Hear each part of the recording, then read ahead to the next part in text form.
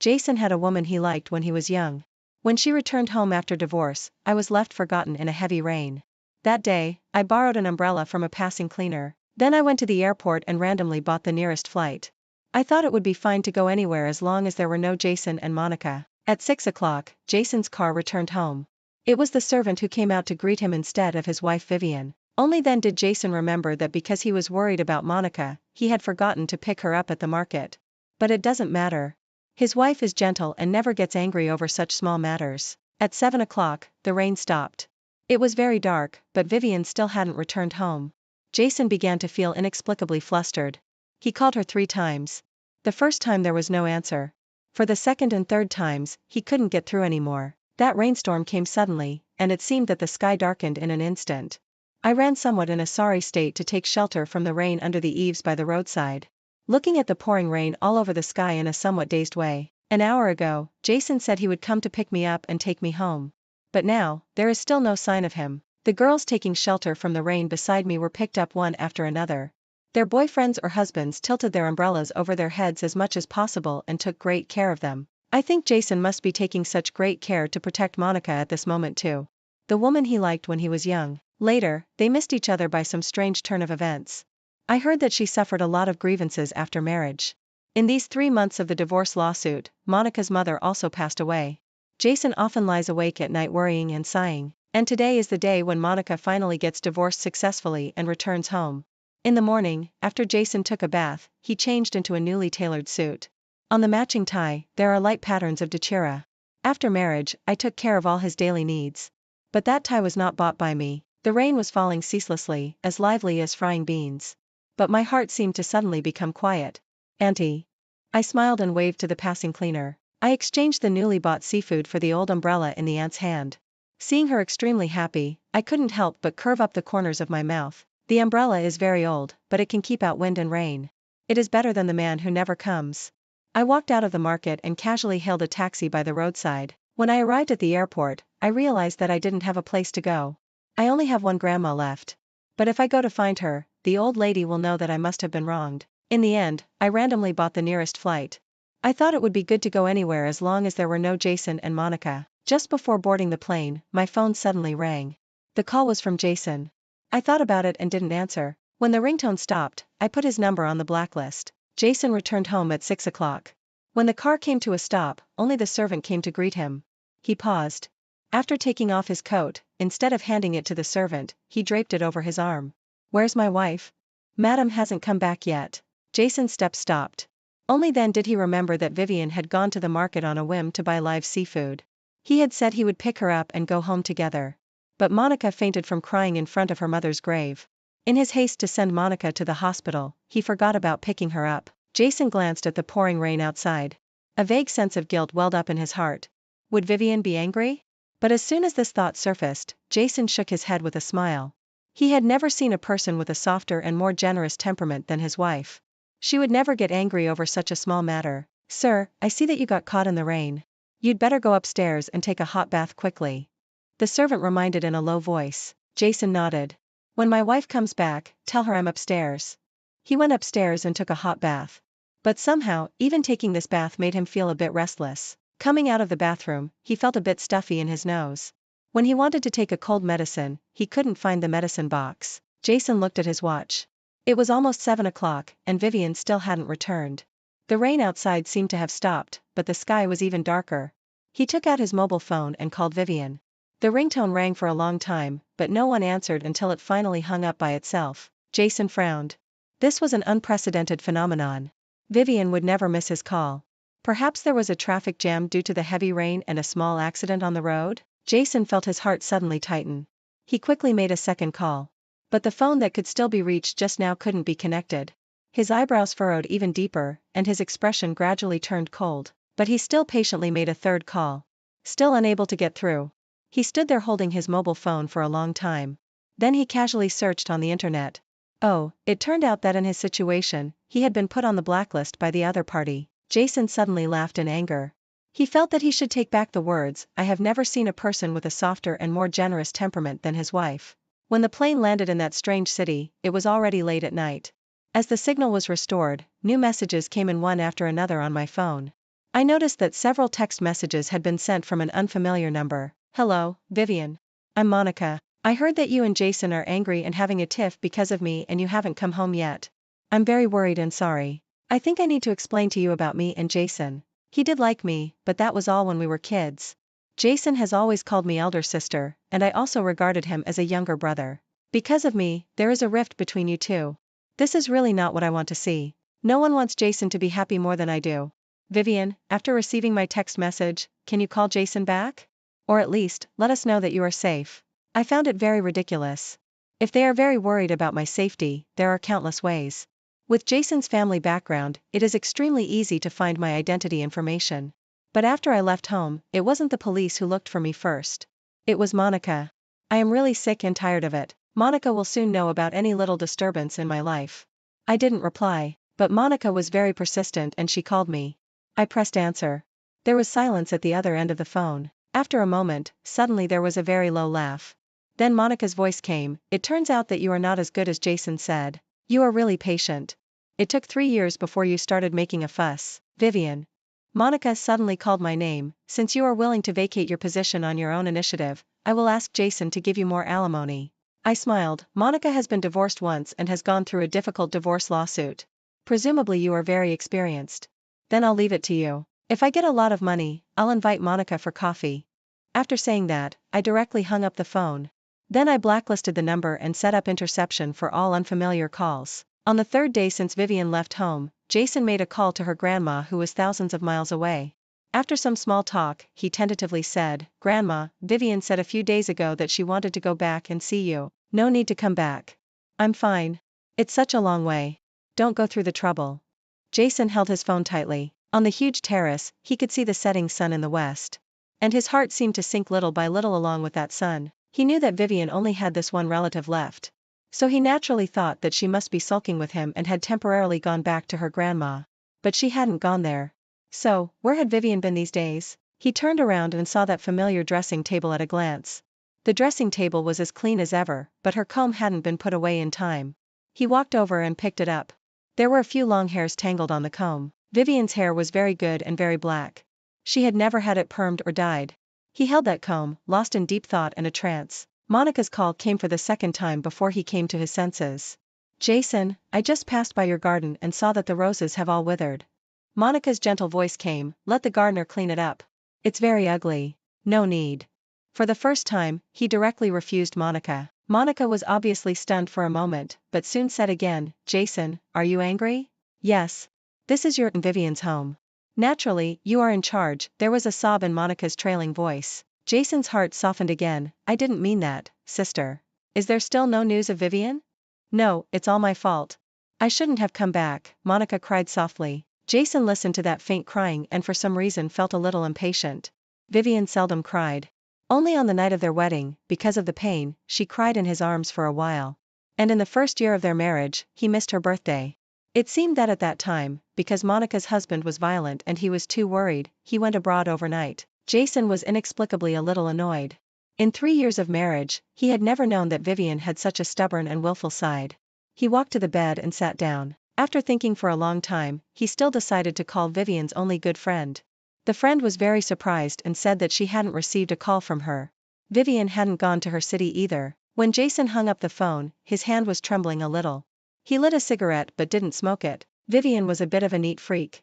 When she was at home, there was not the slightest peculiar smell in any corner of the whole house. The phone rang again, but it was a strange landline. In the past, he would never answer such calls. But this time, he pressed the answer button at the first time. "Hello." His voice was a little tremulous. "Jason, it's me, Vivian." For some reason, when Vivian's familiar voice rang out, Jason, who was usually taciturn, was inexplicably a bit sharp-tongued at this moment. "Vivian, you're not a 3-year-old child. Is running away from home such a childish thing, something people of your age should do? Do you know what negative impact it will have on the Gu family if this gets out?" "I'm sorry." Jason clutched his phone and loosened his tie. But he felt that the heavy boulder in his heart had suddenly been removed. "If you know you're wrong, come back quickly." His tone became milder again. "Jason, I'm calling you for something else." "What's the matter?" "I sent you something." Calculating the time, "You should have received it." "What kind of thing needs to be sent?" "Wouldn't it be fine if you brought it back when you come home?" Vivian still had that gentle and calm tone. I'm not going home anymore. Please pay attention to signing for the express delivery.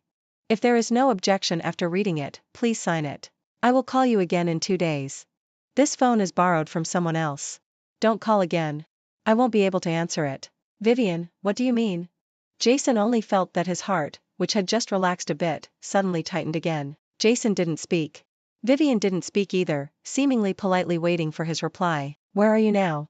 This is not important. Jason glanced at the silent twilight outside the window. At the other end of the phone, Vivian didn't say another word. She seemed to laugh softly. Then, she directly hung up the phone. Jason almost instinctively called back immediately. But the person who answered the phone again was already a strange aunt. She spoke in a dialect from an unknown place, and Jason couldn't understand it. He could only apologize and then hang up. The deep twilight descended, and he just sat there in the deep twilight, motionless. Jason turned and walked to the dressing table and put down the comb that he had been holding all along. He saw himself in the mirror.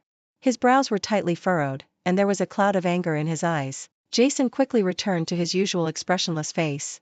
He stepped out of the master bedroom and went downstairs. Monica called him in the living room downstairs, and he only responded faintly. He asked the servant to bring over the packages received today. Jason picked out the letter sent by Vivian from among them and opened it. Monica stood aside and covered her mouth with a low exclamation. Jason expressionlessly tore up the divorce agreement and threw it into the trash can. Jason, Monica stepped forward and gently tugged at his sleeve, gently persuading. Don't be angry. Vivian should just be acting on impulse. She has always been gentle and sensible. It seems that it's still my fault. If I didn't return to the country and didn't trouble you with these things, she wouldn't be sulking. Jason's voice was slightly cold. What does it have to do with you? It's her own immaturity. Isn't it because you spoiled her if she is immature? Monica forced a smile. Jason sneered. Why did I marry her in the first place? Others may not know, but don't you know? Monica looked at him tearfully and stunned. Jason didn't answer, just gently pulled back his sleeve. I have something to go out. Do you want the driver to take you back or stay here? Monica wiped away her tears. I'll wait for you here. You and Vivian are in such a mess. I won't be able to sleep even if I go back. Jason nodded, instructed the servant to clean up the guest room. Then he asked the driver to prepare the car and left. Monica watched him leave. Then she glanced at the torn divorce agreement in the trash can. She pursed her lips tightly and slowly sat down on the sofa. I knew from the day I left. For Jason, finding the whereabouts of a person is extremely easy. It all depends on whether he wants to or not. So, when I saw Jason downstairs at the homestay, I wasn't very surprised. In the early autumn weather, he was wearing a light gray thin windbreaker and leaning against the car body, smoking. He is handsome and tall, and his every move is very eye-catching. In contrast, I seem extremely ordinary. Wearing a loose cotton and linen long skirt and casually tying up my long hair with a handkerchief. Without makeup and carrying a shopping bag from the supermarket. I am more like a little nanny in the old Gu family house. When I first got married to him, I often felt inferior. But now, I have already figured it out. Just like home-cooked stir-fries can never be on the table of a luxurious banquet. Jason and I were wrong from the very beginning. He stubbed out his cigarette and looked at me with a calm expression. I also put down the shopping bag that was cutting into my hand. Jason looked at his watch and spoke with his usual deep and cold voice. Go and pack your things. 30 minutes should be enough. Have you signed? I stretched out my hand to him. Give me the divorce agreement, and I'll go back with you to go through the formalities. Jason's indifferent eyes still showed no emotion. Only the color of his pupils became a bit darker. Now is not the right time to announce our divorce publicly. Then don't announce it for now. Just get the formalities done. Vivian, you know that next week is the company's anniversary celebration. You have to attend with me. Jason curved his lips, and there was a hint of sarcasm in his smile. You chose a very precise time to make a fuss. But you should know that I am not the kind of person who can be easily manipulated. I didn't say anything, just quietly looking at Jason. We have done all the most intimate things between husband and wife. But men can separate sex and love very clearly. Women can't. That rain didn't wet my body, but my heart was thoroughly soaked. But Jason will never understand. Because he has never loved me. If you sign in divorce, then I will attend the anniversary celebration with you next week. If the company needs me to cooperate in any way, I can do it. I looked at him and even smiled gently as before. Jason, this doesn't have the slightest disadvantage for you. Okay. He looked at me deeply for a long time and finally nodded. After the company's anniversary celebration next week, I will sign. I didn't go back with Jason. Only on the day before the company's anniversary celebration did I fly back to Beijing. And in order to avoid being noticed and prevent gossip journalists from writing unfounded rumors about marital problems, I was picked up from the airport by his car and brought back to our wedding house. When I got out of the car, Monica came out to greet me like the hostess. "Vivian, you're finally back." She quickly stepped forward, took my hand, her eyes reddened and tears fell. I looked at her indifferently. Her clothes, jewelry, and makeup were obviously all carefully prepared. It was a kind of very low-key and comfortable luxury. Just like the attire of every lady and miss from a wealthy family when entertaining guests at home.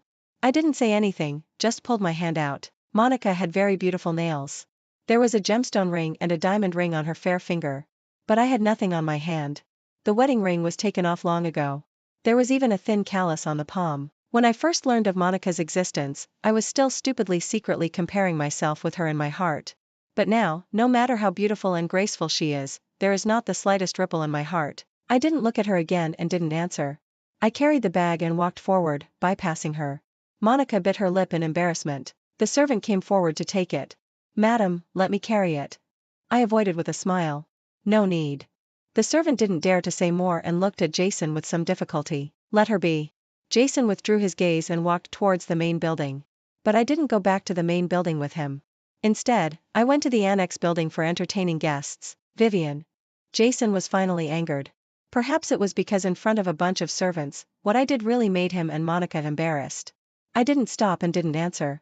I had no desire to communicate with Jason at all. When Jason and I entered the banquet hall arm in arm, the atmosphere was at its climax.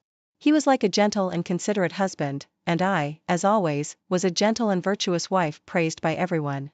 When chatting with others, he interlocked his fingers with mine. From time to time, he would turn his head to look at me, his eyes and brows gentle. I would also lower my head and smile. When Jason and I entered the banquet hall arm in arm, the atmosphere was at its climax. He was like a gentle and considerate husband, and I, as always, was a gentle and virtuous wife praised by everyone.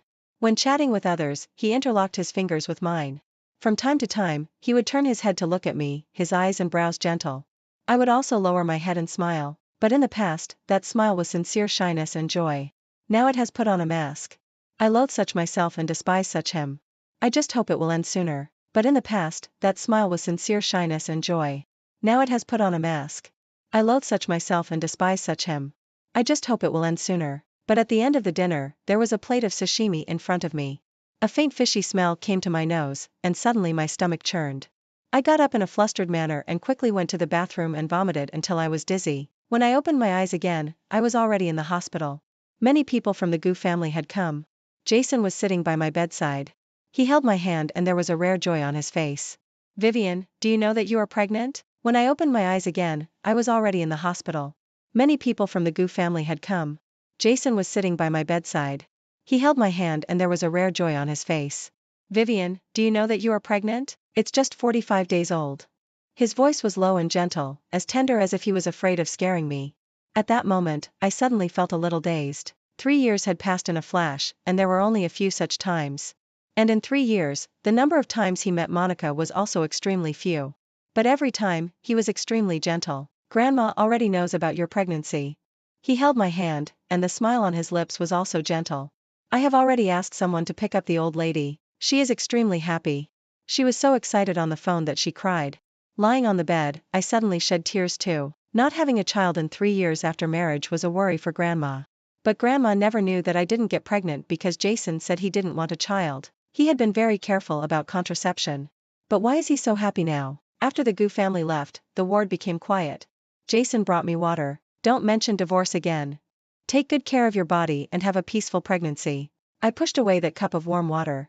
"I don't want this child." Jason's expression on his face didn't change at all. He lowered his head and looked down at me. "You tell Grandma yourself. As long as you are willing and let Grandma at such an age still be sad for you." Jason was certain that I would continue to endure injustice in order not to worry Grandma. But he forgot. When my grandma was young, she dared to take off her foot-binding cloth and resist her parents. She dared to break off the engagement and elope, and run thousands of miles away alone to seek refuge with relatives. After her husband became addicted to drugs, she dared to divorce resolutely and secretly take away her only daughter. Now that she is old, she looks fragile, kind, and uncontested. Jason pushed aside all the company's affairs. He began to wholeheartedly watch over me. I fainted at the anniversary celebration and was found to be pregnant. It had already spread like wildfire. Journalists and the media were tightly packed outside the hospital. On the day I was discharged from the hospital, the Gu family made a big show to pick me up. Everyone said I had a good life. With such a background, marrying into the Gu family, having a considerate husband, loving in-laws, and being pregnant, I can be called a winner in life. It's ridiculous to say that when the world judges a woman's success or failure, they often look at these chips attached to her by men. No one pays attention to her own self. No one will care about how turbulent her actual life is. Monica has left Beijing. Her maternal grandparents want her to go back and live there permanently. In the car, Jason held my hand. I told you from the beginning that between me and Monica, it's not romantic love. We grew up together. When we were young, in order to save me, she hit her forehead and there is still a scar. I liked her very much when I was young, but now, I just regard her as my elder sister. Vivian, there is really no reason for you to care about such a small matter. However, since you mind, then I will pay attention in the future. I will not meet Monica privately again and there will be no other contacts. Jason held my shoulder and tried to pull me into his arms. Let this matter end here. We have a child. From now on, let's live a good life as a family of 3, okay? In fact, at that time, I almost believed him. It is said that when a woman is pregnant, a hormone will be secreted. That hormone will make her reluctant to harm that little embryo in her belly. These days, I have been conflicted, tangled, and wavering. Grandma also told me, a husband can belong to someone else, but a child will always be your own. Seriously, at that moment I had an idea. Perhaps being found pregnant at this time is an opportunity given to me and Jason by heaven. No woman wants to kill her own child with her own hands. I am no exception. But just when I was wavering, Monica found a way to contact me. You know why Jason suddenly stopped using contraception from half a year ago? I was stunned for a moment. It seemed that it was indeed from that time. Jason no longer deliberately used contraception, because at that time I decided to get a divorce. You must be thinking that when I decided to divorce, Jason should be more careful about contraception. Monica suddenly laughed when she said this. Her laugh was a bit harsh and a bit desolate. Vivian, I can't give birth. If I could have children, how could Jason have compromised and married you back then? So, do you know how your child came about? He is only fortunate to come into this world because he is paving the way for me. I shouldn't have told you this at this time. I should have waited until the melon is ripe and the child is born. But Vivian. There was a jealous hatred of ruining everything in her voice. I regret it. I would rather destroy this way than let you give birth to Jason's child. I sat there and felt very cold. That chill seemed to spread from the soles of my feet to my whole body in an instant. But I didn't cry either. Instead, there was a strange sense of relief. I clearly perceived that all my emotions and entanglements with Jason were completely let go so lightly. Then have you ever thought that if I listened to you and insisted on having this child? You are not this kind of person. You seem gentle, generous, forbearing, and inclusive. But there can't be a single grain of sand in your eyes. I suddenly laughed. Monica, thank you for telling me these. Vivian, don't hate me. I just love him too much. You know, love is always selfish and blind. I didn't speak. I cut off the call, stood up, and walked to the window. In the garden at dusk, almost all the roses had withered. A gust of wind blew, and the last one on the branch in the cold also fell into the soil. The flowers have fallen. The dream should also completely wake up. On the day when Jason had dinner with Vivian for the last time, she wore a light green dress. That dress looked a bit familiar. It took him a while to remember. When they first met, Vivian seemed to be wearing a similar one. At that time, he had failed in his struggle with his family. Monica married abroad in despair. He went to meet Vivian Young.she and wanted to find an excuse to get rid of her. But before he could utter those unbearable and cruel words, she just reddened her eyes. Jason had never seen a girl shed so many tears. Her eyes were very big, and those tears gathered in her eyes. After a while, they fell one by one. She choked and said, I'm sorry. I really didn't know that you were forced to come and see me. I will go back and tell the elders in my family to dissolve our engagement. She was so embarrassed by his harsh words that she cried nonstop. But she kept apologizing to him. Jason watched her stand up crying and knock over the coffee. The stain of coffee soiled her light green dress. She lowered her head to wipe it, and tears fell one by one. Somehow, his heart was slightly touched. Thinking of the hopeless love. Thinking of Monica who got married. He actually felt a kind of decadence of going with the flow. Your name is Vivian, right? She was stunned for a moment and nodded. Yes. Do you want to marry me? She clutched the corner of her skirt and pursed her lips. Her long, curly and thick eyelashes drooped down, covering her slightly reddened eyes. She nodded very lightly, but her face flushed. Then let's get married. Her eyes suddenly widened, and there was astonishment and surprise in her eyes. But just now, he smiled, leaned back on the chair and looked at her lazily. The descendants of the Gu family all have good looks. Moreover, at that time he was still young and energetic, and a little flirtatious. When he looked at her and smiled like that, she was so shy. Just teasing you, Sister Vivian. Don't go and complain to my grandma. She quickly shook her head. No, I won't complain.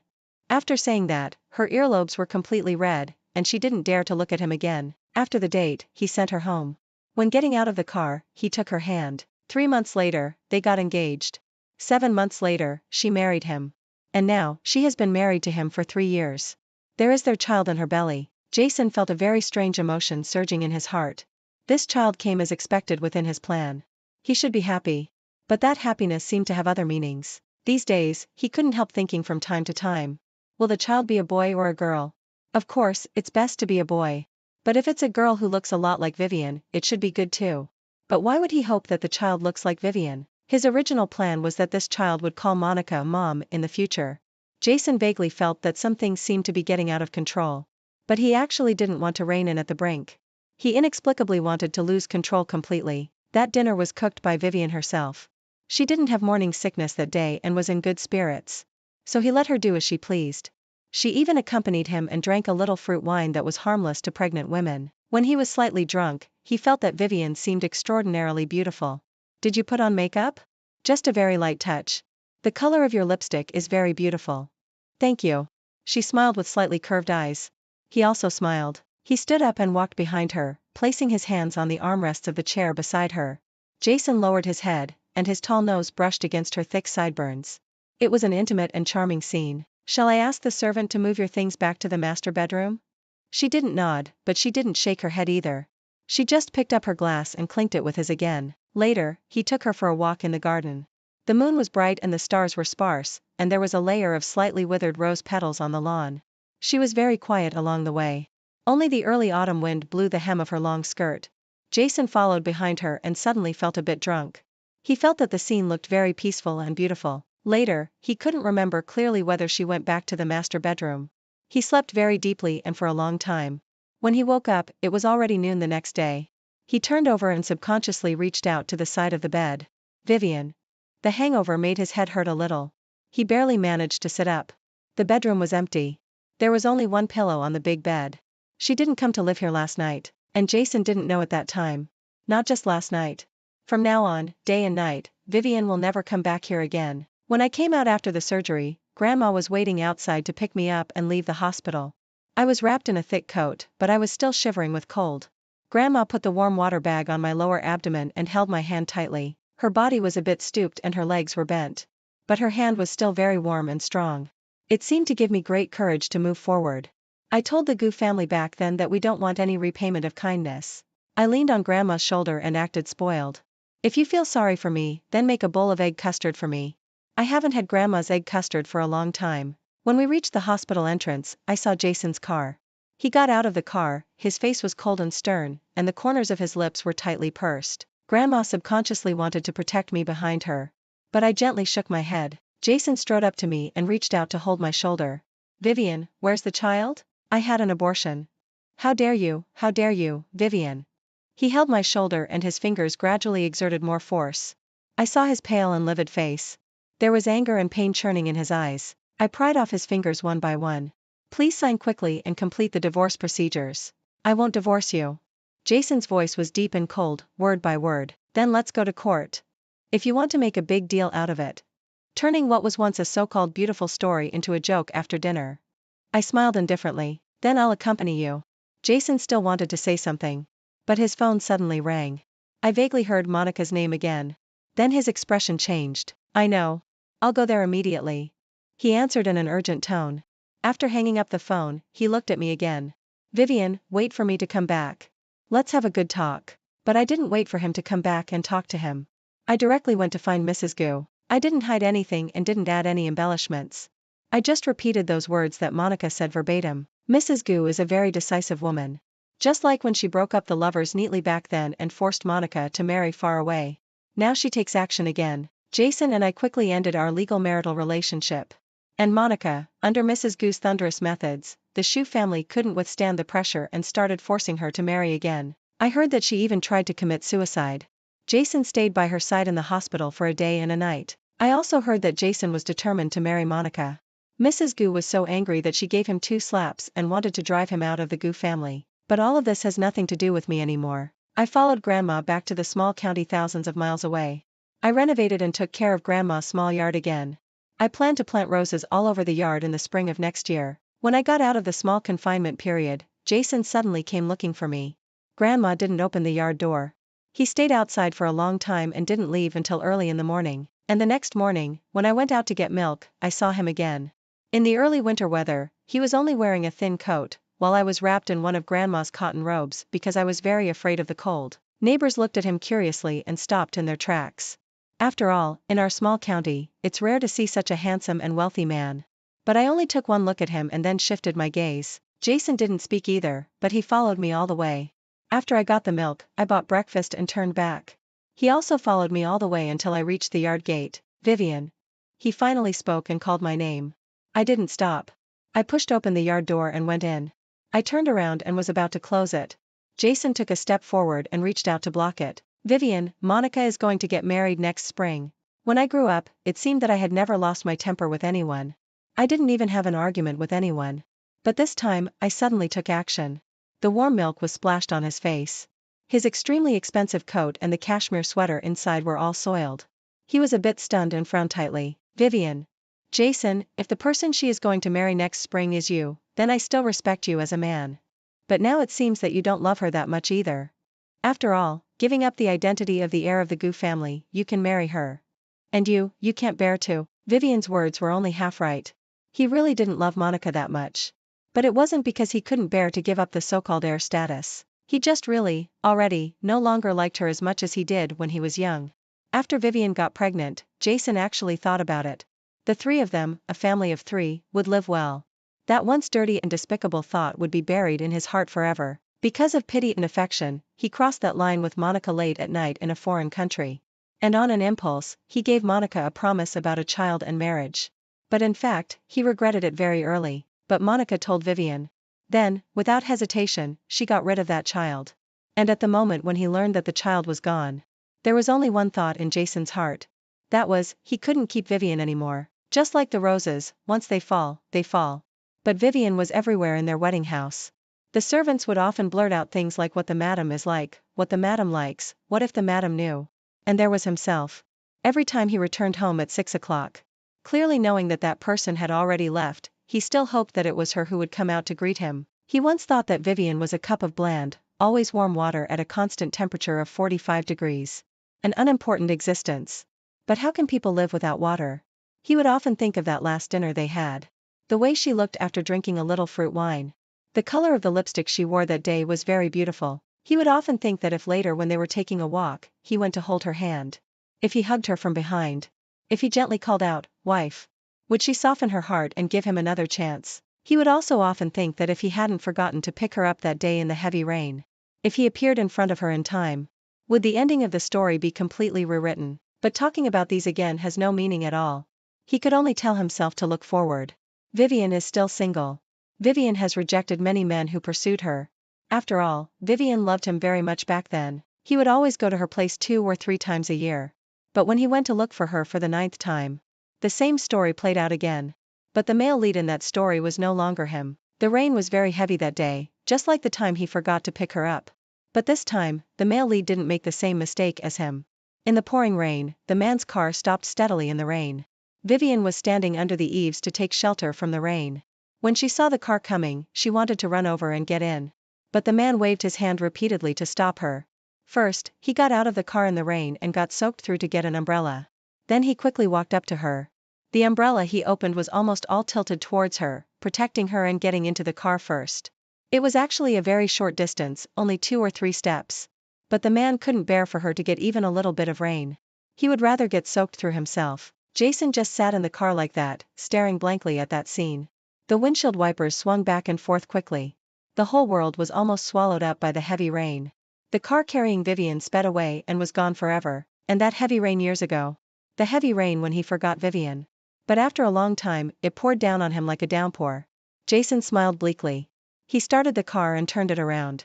The car was like an arrow leaving the bow, piercing through the dense rain curtain. At a certain moment, he seemed to see Vivian, who was once young and tender again. At that time, they had just gotten engaged. His mother didn't like her, but his grandma liked her very much. At the engagement ceremony, Grandma once told her, "Vivian, if Jason bullies you, come and tell Grandma. Grandma will support you." So at that time, every time he teased her until she was shy, she would always say, "I'll go and complain to Grandma." He couldn't help but smile. And he remembered their wedding night. She cried because of the pain. He held her and coaxed her. Deliberately joking, he said, "Why don't you say you'll go and complain to Grandma?" She cried and laughed, and then angrily pounced over and bit him. And he lowered his head and kissed her, and then she obediently closed her eyes under him again. Jason finally understood. In fact, when he first saw Vivian back then, he had already fallen in love with her. It's just a pity that people often sigh and feel sorry when the flowers fall. And when the flowers are in full bloom, they don't seem to be very happy or cherish them. In the second year after Vivian divorced him, all the roses in the wedding house withered. But in the small town thousands of miles away, the yard of Grandma's house was full of roses. But those flowers that bloomed very well no longer belonged to him. Jason suddenly raised his face. He was afraid that he would awkwardly shed tears. Right in this pouring rain. In Vivian's new life that has already begun.